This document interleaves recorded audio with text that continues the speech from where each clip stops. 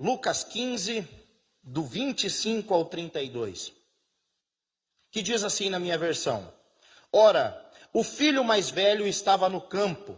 Quando voltava, ao aproximar-se da casa, ouviu a música e as danças. Chamou um dos empregados e perguntou o que era aquilo. E ele informou: o seu irmão voltou, e por tê-lo recuperado com saúde, o seu pai mandou matar o bezerro gordo, o bezerro cevado. O filho mais velho se indignou e não queria entrar. Saindo, porém, o pai procurava convencê-lo a entrar. Mas ele respondeu ao seu pai: faz tantos anos que eu sirvo o Senhor e nunca transgredi um mandamento seu. Mas o Senhor nunca me deu um cabrito sequer para fazer uma festa com os meus amigos. Mas quando veio esse seu filho, que sumiu com os seus bens, gastando tudo com prostitutas, o Senhor mandou matar o bezerro gordo para ele. Então o pai respondeu: meu filho, você sempre está comigo, tudo o que eu tenho é seu. Mas era preciso festejar e alegrar-se, porque este seu irmão estava morto e reviveu, estava perdido e foi achado. Oremos. Paizinho querido, nós te louvamos, nós bendizemos o teu nome porque o Senhor é o nosso Deus. Nós bendizemos o teu nome porque o Senhor é o nosso Pai, um Pai de amor, um Pai de misericórdia, um Pai que nos ama incondicionalmente. Nós te louvamos porque o Senhor vai sempre ao nosso encontro, o Senhor nos resgata, o Senhor nos acha, o Senhor nos introduz de novo à família, é o Senhor quem faz essa ação nas nossas vidas. Nós estamos diante da tua palavra que é inerrante, que é fiel e eficaz, e pedimos que o teu Santo Espírito fale conosco nesta noite, em o nome de Jesus. Amém. Meus irmãos, nós iniciamos uma série de 4 mensagens: a ovelha perdida, a dracma perdida, o filho pródigo, e hoje eu quero falar com os irmãos sobre o irmão mais velho.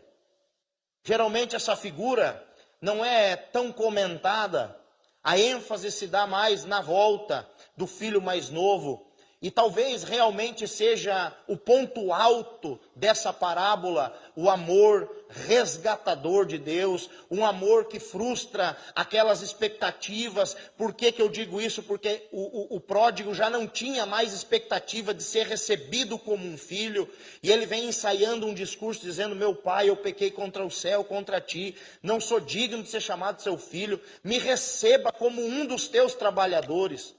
E quando o pai vê aquela figura magrela, maltrapilha, fedido, sujo, descalço, mulambento, chegando ao longe, é o pai quem sai correndo ao encontro, abraça o filho, beija o filho, e o filho começa a falar esse discurso, e o pai não dá bola para ele, dá ordem para os seus servos, dizendo: tragam para ele roupa limpa, roupa nova, sandália para pôr nos pés, anel para pôr no dedo, matem o bezerro, vamos festejar, porque o meu filho retornou. O pai reintroduz aquele garoto à família, dizendo: você nunca vai ser um trabalhador, você nunca vai ser um escravo nessa casa, você sempre foi meu filho. Independente de onde você andou, por onde você andou, as atitudes que você teve, eu te perdoo e te trago de volta para o seio familiar. Contudo, meus irmãos, todos os publicanos e pecadores se aproximavam de Jesus. E essa parábola vai se dar por conta disso. Porque os fariseus e mestres da lei estavam murmurando contra Jesus. Eles estavam murmurando porque Jesus não repelia aqueles homens. Porque Jesus deixava com que aqueles homens e mulheres, que eles vão dizer que são pecadores, são publicanos. Publicanos eram os funcionários públicos. Eram judeus que trabalhavam para Roma. Eles eram considerados a escória da escória. Eles não eram considerados como ninguém. E Jesus recebia esses homens. Jesus não mandava essas pessoas embora. Muito pelo contrário, Jesus dava atenção. E esses homens vão começar a murmurar, porque Jesus não repele. Porque Jesus deixa com que eles cheguem perto. Enquanto o discurso daqueles fariseus, um discurso hipócrita, afastava as pessoas de Jesus, e Jesus vai dizer: vocês são tão hipócritas que vocês atam fardos pesados, mas nem com o dedo vocês querem ajudar esses pequeninos a empurrar. Era um discurso hipócrita, afastava os pecadores de Deus. Os ensinos de Jesus atraíam todo tipo de pessoa. Todo tipo de pessoa. E é tanto que está ouvindo Jesus. Fariseus, mestres da lei, pecadores de todos os tipos e publicanos. Está todo mundo vindo até Jesus. E o problema levantado pelos fariseus é o seguinte: Jesus deveria expulsar essas pessoas. O problema não era eles virem até Jesus. O problema é que Jesus deixava com que eles continuassem ali. É óbvio, e você sabe muito bem, eu não preciso falar nisso, que Jesus nunca compactuou com o pecado. A mensagem de Jesus nunca foi universalista, a mensagem de Jesus nunca foi uma mensagem branda. Muito pelo contrário, Jesus sempre condenou o pecado, reprovou o pecado. Mas a mensagem de Jesus conectava aqueles homens e mulheres com Deus. Ao contrário da mensagem legalista dos fariseus e mestres da lei. E aí, aqueles homens começam a dizer: não tem como. Jesus não expulsa essas pessoas de perto dele. Ao contrário, Jesus os recebe, come e bebe com eles. Versículo 2. Isso deixava aqueles homens com muita raiva no coração. Então, para responder essas murmurações feitas pelos fariseus e mestres da lei, Jesus vai contar 3 parábolas.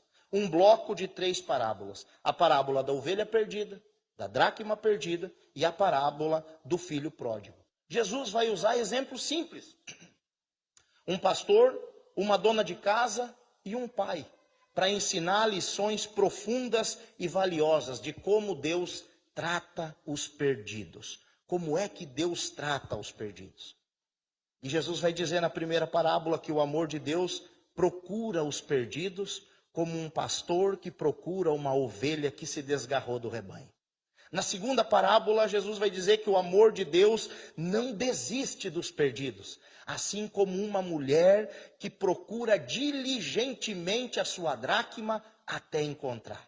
Jesus não desiste de você, meu irmão. E na terceira parábola, o amor de Deus recebe de volta o pecador em casa e o reestabelece como filho, com cargo e posição de filho. Jesus usou o exemplo da ovelha resgatada e da dracma encontrada para retratar a alegria do que acontece no céu quando um pecador se volta para o Senhor, se arrepende do seu pecado. A ovelha, no versículo 7, diz assim: digo a vocês que ainda haverá mais alegria no céu por um pecador que se arrepende do que por 99 justos que não necessitam de arrependimento. Essa palavra, não necessitam de arrependimento, não significa que eles literalmente não precisassem se arrepender. Mas é que eles acreditavam que não precisavam de arrependimento.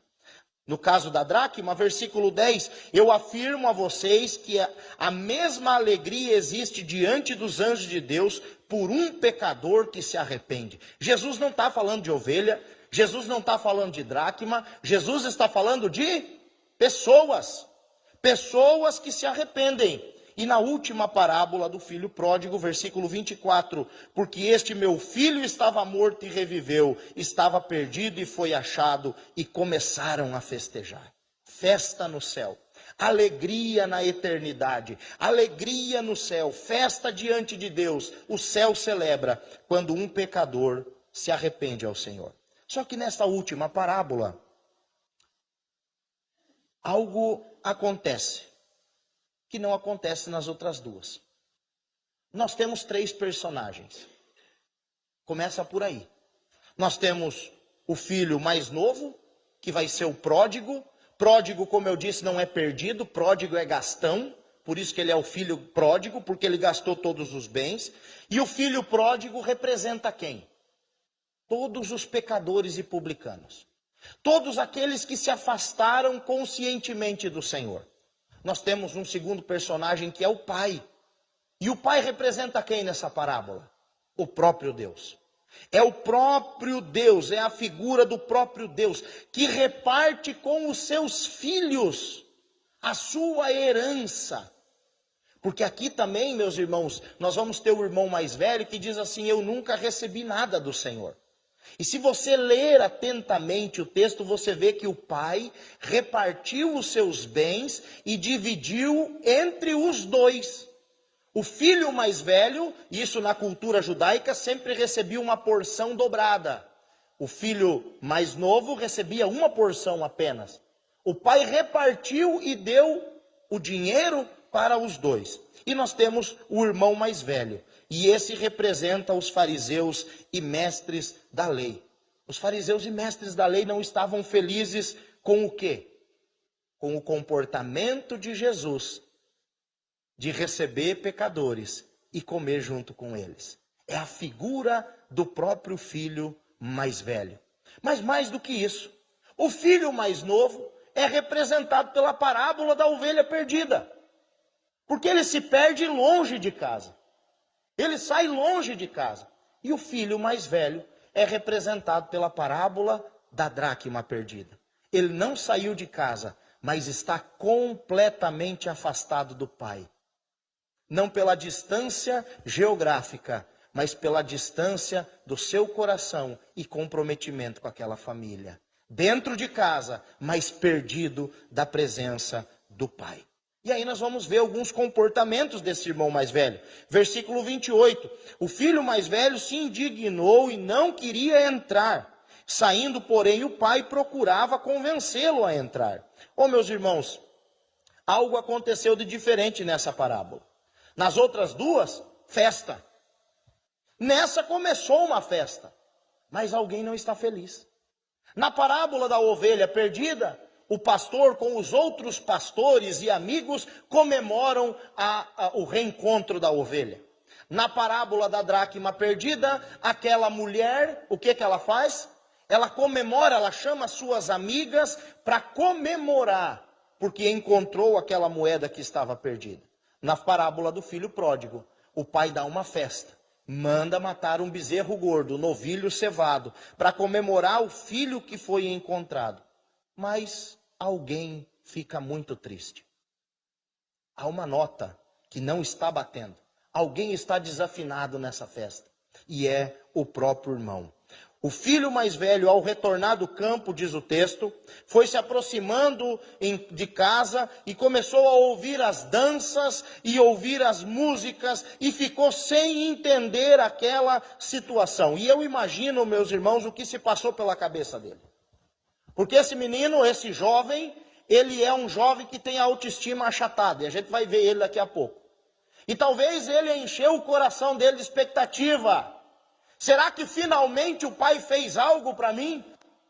Será que está tendo uma festa surpresa lá em casa e ele me mandou para o campo para dar tempo de preparar tudo e chegar aqui e dizer: surpresa, meu filho amado e querido? Talvez ele possa ter ouvido aquelas músicas, ter visto aquelas danças e ter pensado: mas hoje não é o aniversário do meu pai. Que festa é essa? Algo chamou a atenção daquele jovem. E o texto então diz que estava passando um trabalhador. E ele chamou aquele homem e disse: me diga uma coisa aqui, o que está acontecendo aí em casa? O que está acontecendo? Ele estava curioso com aquilo. O que está acontecendo? E aquele empregado, logo depressa, todo feliz, talvez carregando alguma coisa para entrar para aquela festa, disse: o seu irmão voltou. O seu irmão, aquele que vocês pensaram que tinha morrido, voltou. Ele voltou meio magro, ele voltou, estava fedido, mas ele está com a saúde dele intacta. O seu pai ficou tão feliz que mandou a gente carnear o boizinho gordo. Aquele para a festa do final de ano. O bezerro cevado foi carneado, o costelão está no fogo e está uma festa de arromba. Só está faltando você. Diz o texto então, que o filho mais velho, ao invés de se alegrar, se indignou. Versículo 28. e não quis entrar na festa. Ao invés do coração dele regozijar porque o irmão que eles pensaram que tinha morrido voltou para casa, eles não, irmãos. Ele não. Ele se indignou. Eu não sei vocês, mas eu já morei longe da minha família. Eu já fiquei mais de anos sem ver meus irmãos. Oh, meus irmãos, quando nós pegávamos o carro para vir aqui para o sul do Brasil, gente do céu, parecia que nós atravessava o Paraná. E não chegava, e não chegava, e não chegava, e não chegava. E quando chegava na frente da casa, o que a gente queria fazer? Abraçar os familiares, festejar. É uma alegria tão grande, mas ao invés de alegria, o coração desse jovem se fechou. Ele se indignou. Ele se indignou. O filho mais velho se indignou e não queria entrar. Não queria entrar. O coração daquele irmão se encheu de ira. Ele não ficou feliz pelo retorno do irmão mais novo, muito pelo contrário, ele ficou bravo. Ele ficou bravo. E ele vai jogar na cara do pai dele, dizendo: você para ele ainda matou o bezerro cevado. Olha só a indignação desse homem. O texto não deixa claro, mas tudo indica que esse empregado voltou para a festa. Chegou até no anfitrião, no seu patrão, e disse: o seu filho mais velho está lá fora. E disse que não vai entrar. Ele disse que não vai entrar. Então, o pai sai para fora da casa. Diz ainda no versículo 28, saindo, porém, o pai procurava convencê-lo a entrar. Oh, meus irmãos, o mesmo pai que saiu ao encontro do filho pródigo, e o abraçou, e o beijou, e deu aquela festa, e o recebeu como filho, agora sai de dentro de casa, o mesmo pai.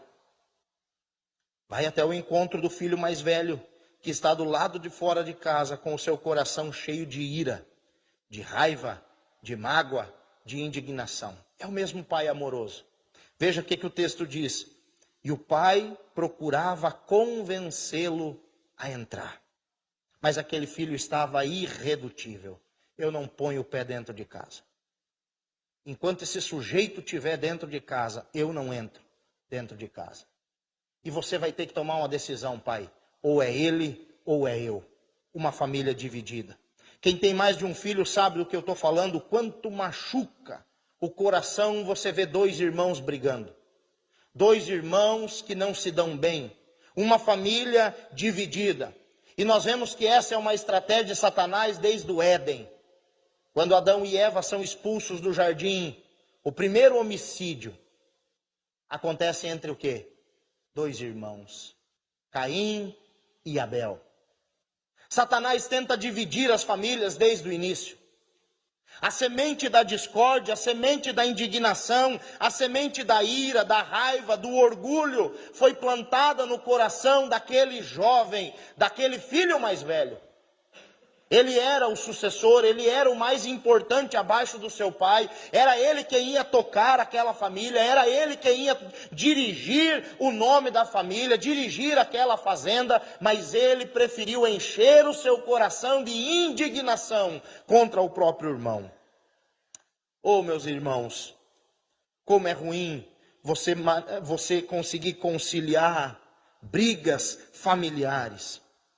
Um irmão brigando com o outro. Um intolerante com o outro. Como machuca o coração de um pai e de uma mãe, ver irmãos que deveriam ser irmãos se tratarem como inimigos. Não olhar um na cara do outro. Se um está na sala, o outro só vai até na cozinha. Se um sabe que está na casa do pai, o outro não vai. Por que você não foi? Eu não fui porque o fulano estava lá. E isso é algo completamente diabólico. Como é terrível um irmão com inveja do outro, com ciúme do outro. Acredite, se isso entristece o nosso coração, que é humano, quanto mais o coração de Deus. Deus é o nosso Pai. E é por isso que o pai da parábola, ao saber que o filho mais velho está lá do lado de fora, ele imediatamente sai. É o pai quem sai à procura. É sempre o amor de Deus que vai ao nosso encontro. E o pai tenta convencer, resolver aquele conflito. Saindo, o pai procurava convencê-lo a entrar. O pai saiu para encontrar 2 filhos no mesmo dia. Um talvez logo pela manhã, que chegou em casa maltrapilho, que chegou em casa abatido, que chegou em casa surrado pela vida, e esse pai sai correndo ao encontro desse filho.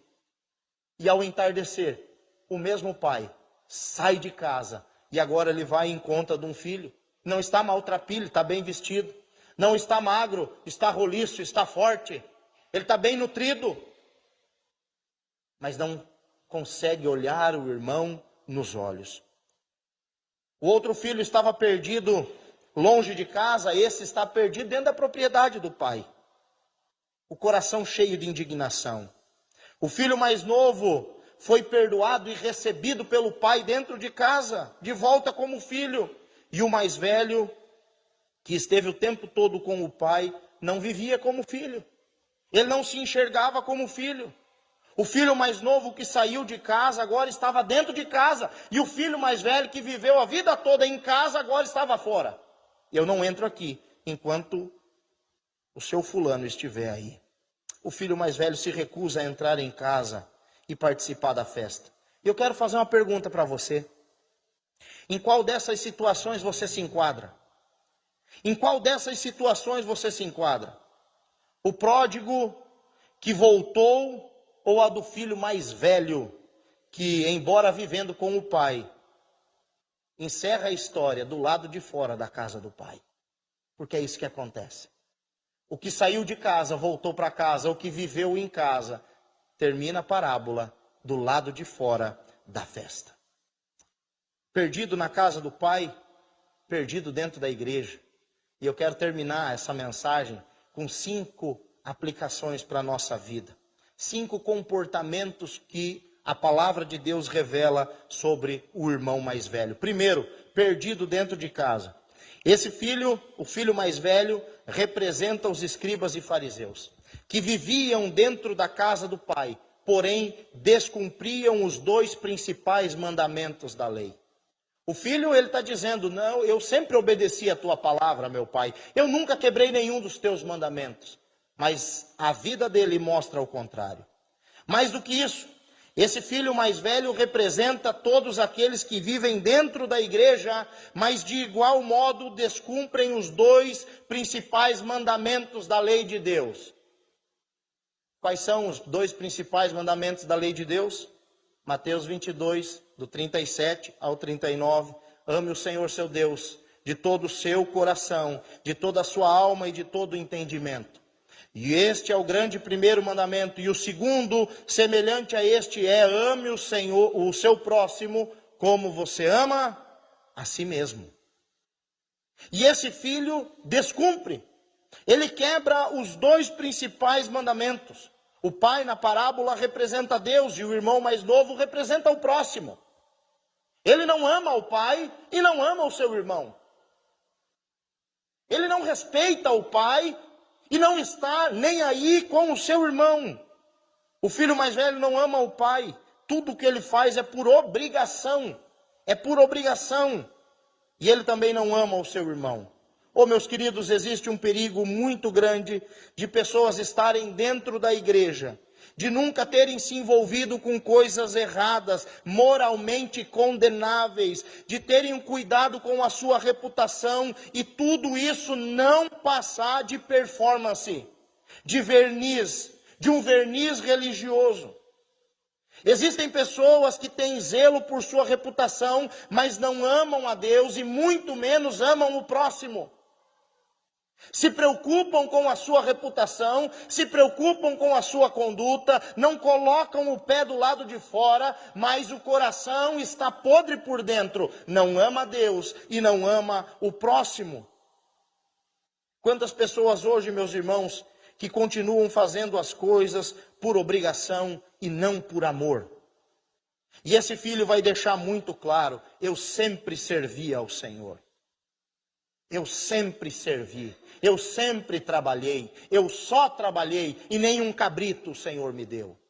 Ele não trabalhava por amor ao pai, ele não amava ao pai, ele amava a recompensa que ele recebia. Essas pessoas não amam a Deus, não amam o próximo. Segundo, ele vive na casa do pai, mas não é livre. Ele vive na casa do pai, mas está preso. Versículo 29, a parte A. Mas ele respondeu ao seu pai: faz tantos anos que sirvo o Senhor. O filho mais novo, quando pegou a sua parte da herança e saiu de casa, o filho mais velho também recebeu a sua parte. Ele recebeu a parte dobrada da sua herança. E ele ficou em casa. A questão é, meus irmãos, que o que saiu voltou para casa. Voltou arrependido. Voltou envergonhado. Voltou sem querer ser tratado como filho, mas voltou para casa. Me trata como um dos teus trabalhadores. Porém, o filho mais velho que ficou em casa não vivia como filho. Ele não se via como filho, mas ele se via como um escravo. Está aí no versículo 29. Faz tantos anos que eu sirvo o Senhor. E essa palavra servir do grego vem do verbo doulo, douleo, que significa ser um escravo. Eu não sou seu filho, eu sou um escravo. Eu sirvo ao Senhor. Eu sou um escravo nessa casa, eu sou um escravo nessa fazenda. É isso que esse jovem está falando. Essa fala do irmão mais velho revela, meus queridos irmãos, que ele não trabalhava com amor e por amor, mas por obrigação. Era obrigado. Eu sou um escravo, eu sirvo, eu apenas sirvo. Quantas pessoas, meus irmãos, estão vivendo assim dentro da igreja? Elas trabalham, elas até ajudam, elas até se envolvem, mas nada fazem por amor ao Pai. Nada fazem com amor e com dedicação, mas sempre por medo e por obrigação. É domingo, eu vou lá. Hoje é minha escala, eu tenho que tocar, eu tenho que fazer. Eu poderia estar fazendo outra coisa, mas eu tenho que ir lá, eu tenho que fazer. Não há amor envolvido.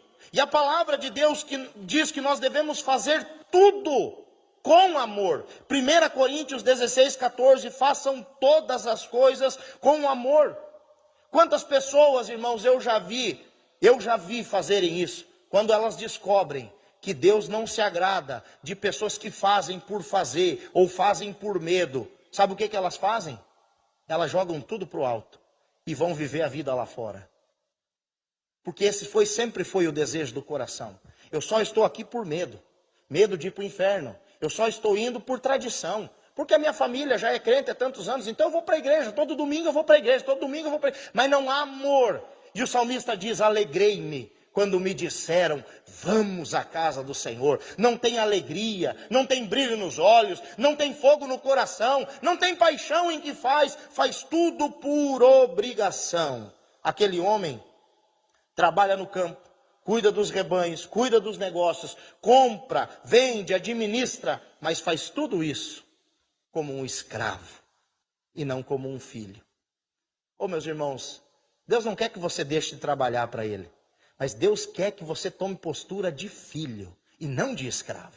Que você trabalhe com amor, que você entenda a missão. Jesus nos libertou da escravidão do pecado. O apóstolo Paulo disse em Gálatas 5:1, para a liberdade foi que Cristo nos libertou. Não voltem a ser escravos. O Senhor nosso Deus nos adotou como filhos. Romanos 8,14, pois todos os que são guiados pelo Espírito de Deus, esses são os filhos de Deus. E aí ele vai terminar o texto dizendo, e se somos filhos, somos também herdeiros de Deus e co-herdeiros com Cristo. Que coisa maravilhosa!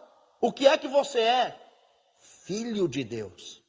Filho de Deus. Você tem servido a Deus como escravo ou como filho? Responda para você mesmo. Responda para você mesmo. Eu tenho servido a Deus como escravo ou eu tenho servido a Deus como filho? Meus irmãos, o escravo ou o trabalhador, porque é a mesma palavra, e aqui nós precisamos entender que naquela cultura havia sim pessoas, quando conquistadas em batalhas, eram escravos a ponto de não terem direito a nada, mas haviam também pessoas que recebiam uma espécie de salário, por isso à palavra trabalhador.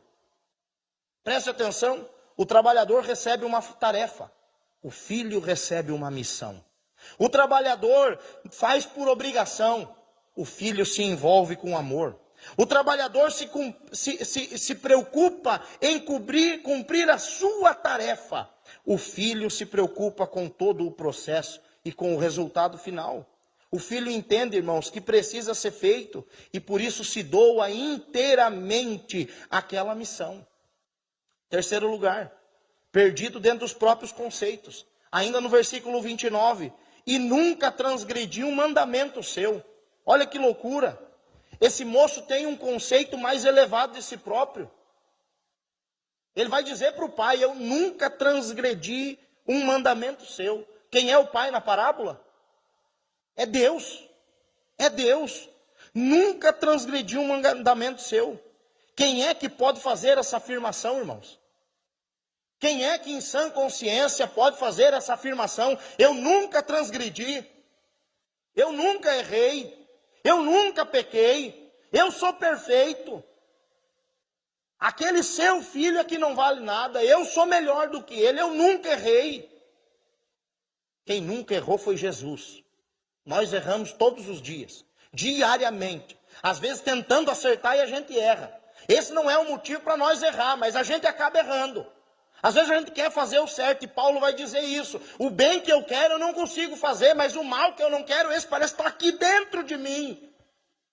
Nós queremos fazer o bem, mas às vezes erramos.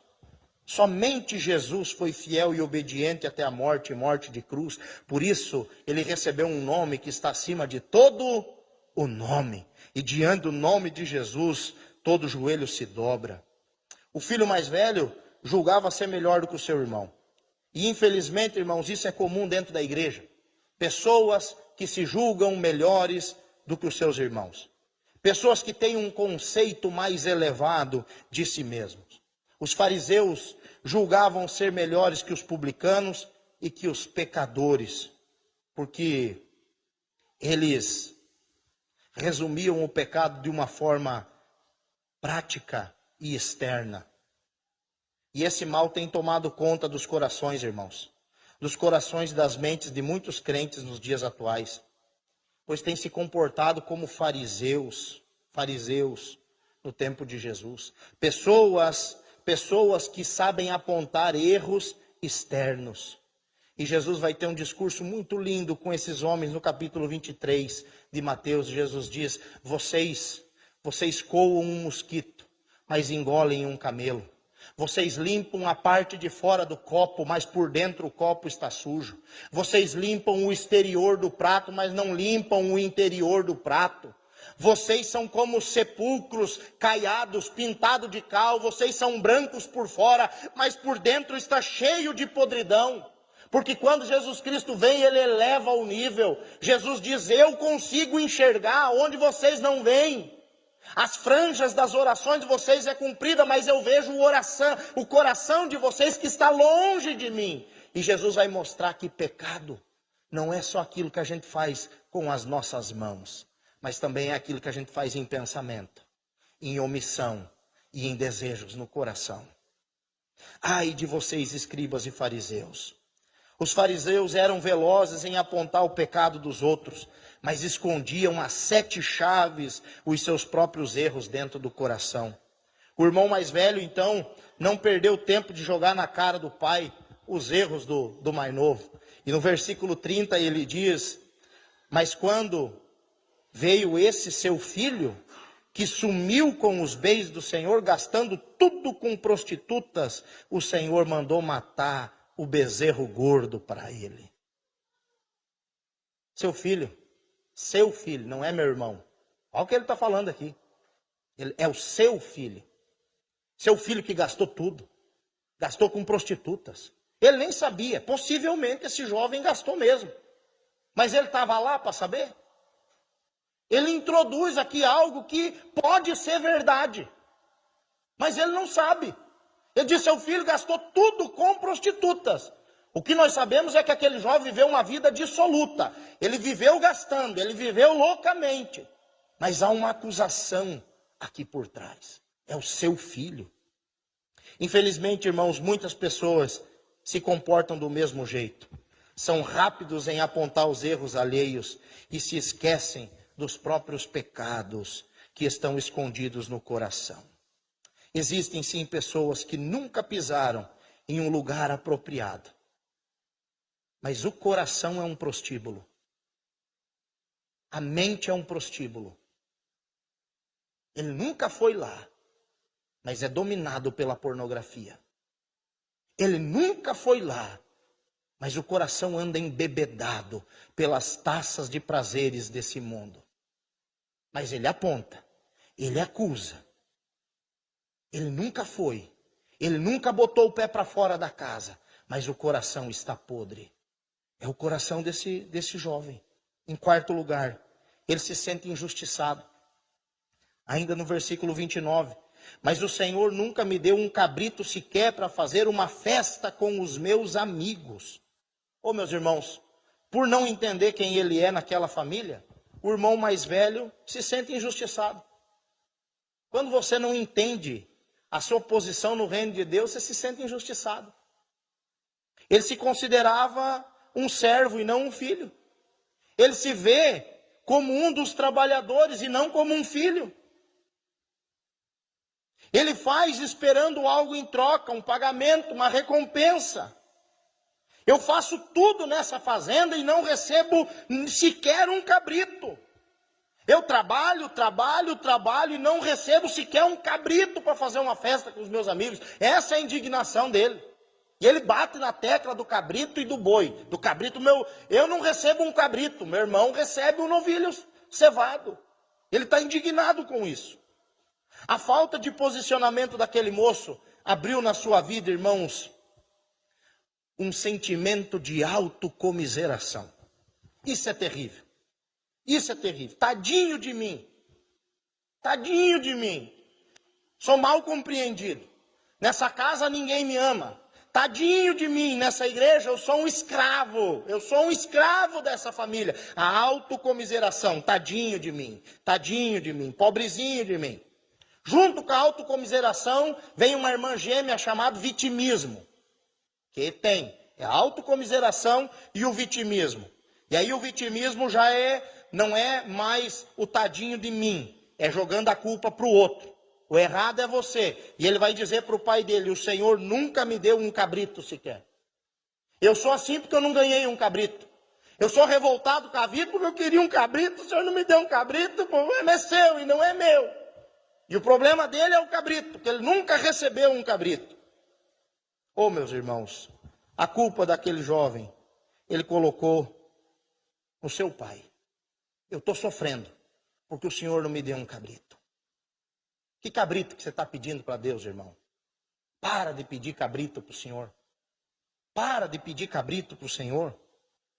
Por consequência da autocomiseração e do vitimismo, esse homem deixou seu coração ser dominado por duas irmãs gêmeas de novo. Ciúmes e inveja. Tudo começa com a autocomiseração. Autocomiseração gera um coração vitimista. Um coração vitimista é um coração ciumento e invejoso. E ele vai dizer no versículo 30, mas quando veio esse seu filho, que sumiu com os bens do Senhor, o que ele tem a ver? Se os bens eram do pai e o filho gastou e o pai não reclamou, o que ele tem a ver? Ô abençoado e abençoado, o que você tem a ver com os gastos dos seus irmãos? Se ele está fazendo certo com o que o Senhor deu para ele, o que ele está fazendo errado, o que você tem a ver? Foi o Senhor quem deu, é o Senhor quem vai cobrar. E aí continua, gastando tudo com prostitutas, possivelmente. O Senhor mandou matar o bezerro gordo para ele. Olha a inveja. Mas quando veio esse seu filho, que sumiu com os bens do Senhor, é seu filho, não meu irmão, ciúmes, gastando tudo, e o Senhor ainda dá um bezerro gordo para ele, faz churrasco para ele, inveja. Quantas pessoas estão perdendo tempo, irmãos? olhando para os churrascos que Deus está dando na vida dos outros. Com inveja, com ciúme. Com inveja e com ciúme daquilo que Deus está fazendo. Deus está exercendo misericórdia. Homens e mulheres que não entendem a sua posição na família de Deus, vivem com os seus corações cheios de inveja e de ciúmes pelo que Deus está fazendo na vida daqueles que se arrependem e voltam para casa. Mas em quinto e último lugar, viveu com o pai, mas longe do pai. Versículo 31. Então o pai respondeu: meu filho, você está sempre comigo. Meu filho, você está sempre comigo. Se você prestar atenção nesse texto, você vai notar que o pai ouve atentamente a queixa do filho mais velho e responde. Qual é a resposta? Meu filho, você está sempre comigo. E isso é maravilhoso, irmãos. Porque é Deus dizendo para nós, o pai aqui é Deus. E Deus está dizendo para nós, o problema não sou eu, meu filho. O problema é você. O problema não sou eu. O problema não é o seu irmão ter voltado. O problema é você. Você não me considera como seu pai. Mas para mim você é meu filho. Você se considera como um escravo. Mas para mim, meu filho, você é meu filho. Você se considera excluído, mas não, você sempre está comigo. É Deus dizendo, não sou eu o problema, meu filho. Não é a minha parte do relacionamento. Entre eu e você está tudo certo. O problema é entre você e mim. É entre você e eu. Não é entre eu e você. Eu sempre fui o seu pai, você sempre esteve comigo. O problema está em você. E aí Deus vai tocar no cabrito, irmãos. Só agora. Deus diz assim, com relação ao cabrito, meu filho, tudo que eu tenho é teu. Você está se contentando com pouco demais. Está querendo pouco demais. Meu filho, você quer um cabrito? Todos os cabritos dessa fazenda são teus. Tudo que eu tenho é seu. Não só os cabritos, não só o bezerro cevado, não só algumas coisas, não só o seu quarto, essa casa toda é tua, a fazenda é toda tua, meu filho. Tudo que o seu pai possui é seu. O problema não sou eu, o problema é que você não se posiciona como filho. Você vive comigo, o pai está disponível, eu estou sempre aqui para você, meu filho, mas você vive como um escravo. O problema não é o seu irmão que voltou, o problema é que você vive como um escravo e não se comporta como filho. Não é só esse boi, não é só esse cabrito, é tudo seu. É Deus dizendo, é tudo seu. E eu me lembro, irmãos, de uma historinha muito engraçada. E eu acredito ser uma história, e não uma história, de um homem que economizou durante muito tempo. E comprou uma viagem de cruzeiro. O sonho da vida dele era fazer um cruzeiro de muitos dias. E ele comprou essa viagem, muito feliz. Chegou no dia, e o que pobre faz quando vai viajar, irmãos? Para não gastar. Nós fomos aí para um encontro de líderes e pastores, levamos um pote de bolo dentro do carro, com medo de passar fome. Levamos bolo de laranja e brownie de chocolate, irmãos. E esse homem, então, que comprou a passagem do cruzeiro, junto na bagagem, encheu de pacote de bolacha e falou, de fome eu não morro. O dinheiro que eu tinha foi tudo na passagem. E ele, então, embarcou naquele naviozão, naquela cabine, e começou a viajar e ver o mar e aquela coisa toda. E foi um dia, e foi 2 dias, e foi uma semana, e aí só bolacha e água, irmãos. Só bolacha e água, e o povo comendo, e bebendo, e festejando, e porção de frango frito chegando na piscina, e aquela picanha, aquela coisa mais linda do mundo, aquela sobremesa, e o coitadinho corria para o quarto e farrava um punhadão de bolacha e um gole de água por cima. O comandante do navio, antes de atracar no destino final, encontrou com ele no corredor. Ele já estava azul de fome. E disse, eu não vi o senhor em nenhuma refeição. Nada lhe agradou nesse cruzeiro. E ele, muito constrangido, disse: eu estou sem dinheiro. Eu trouxe bolacha, eu passei comendo bolacha e água. E o comandante disse: mas estava escrito na passagem que era tudo incluso.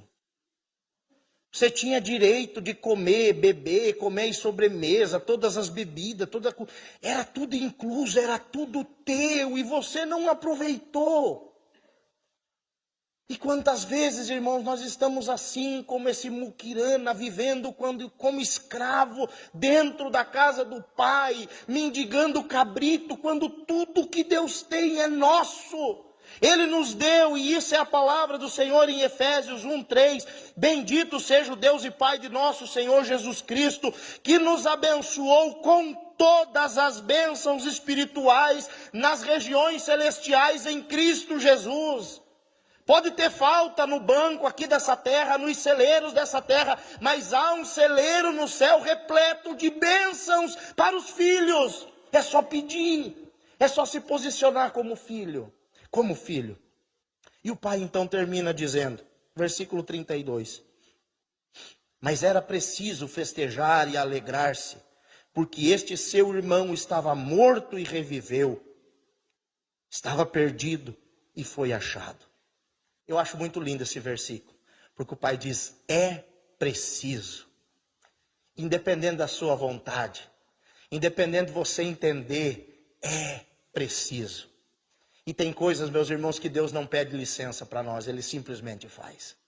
Ele não pede autorização para pastor, Ele não pede autorização para diácono, Ele não pede autorização para diretoria, Ele pega e faz, e quando Ele faz é festa, e quando Ele faz dá certo. E esse pai disse: era preciso. Aquele bezerro tinha um propósito, e o propósito chegou em casa, que é o seu irmão. Você feliz ou não, era preciso festejar.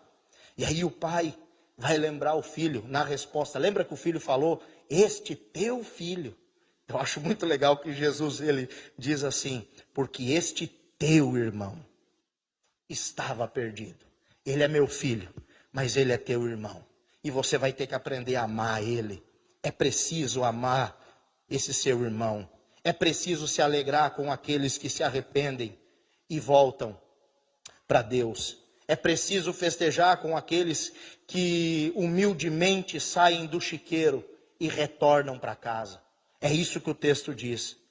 É preciso, é necessário festejar. Meus irmãos, essa parábola é muito linda. Ela é muito linda. A parábola, ela termina com o filho mais velho do lado de fora da casa do pai. Ela é linda, mas ela é triste.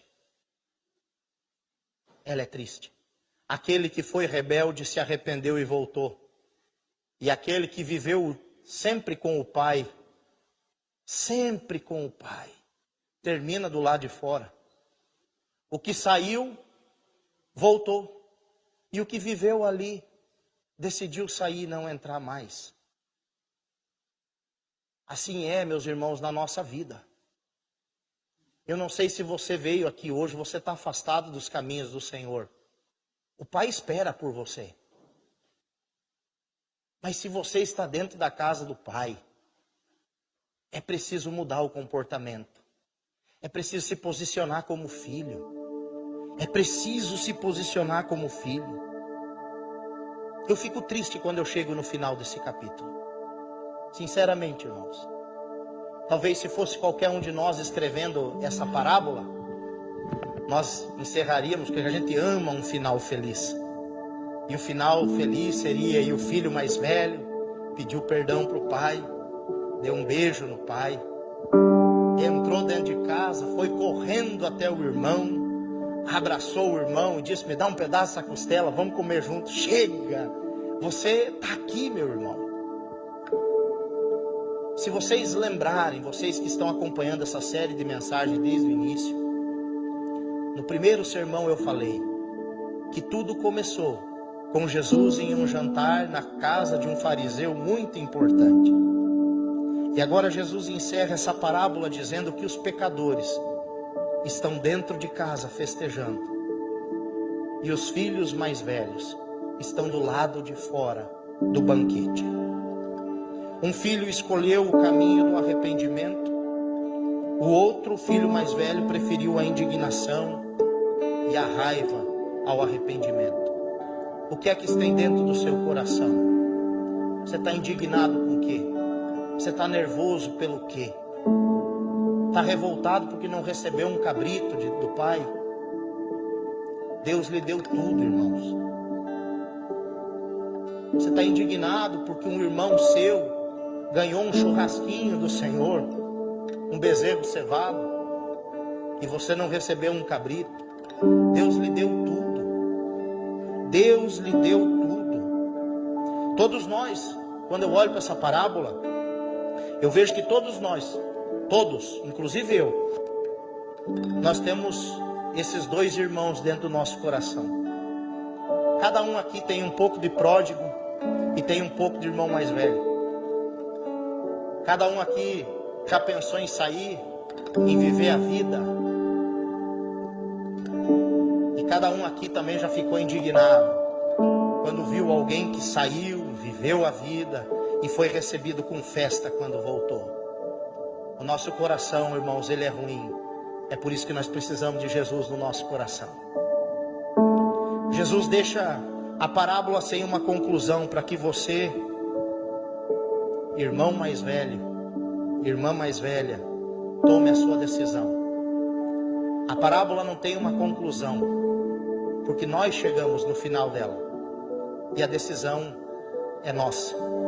Diante do amor do Pai, diante de tudo que o Pai fez, diante de saber do Deus que recebe seus filhos de novo, a decisão é sua. De entrar para dentro de casa e participar da festa, ou continuar do lado de fora. Os fariseus estavam do lado de fora, enquanto os pecadores estavam participando do banquete. Qual é a sua decisão nessa noite? Eu quero convidar você a ficar de pé no seu lugar.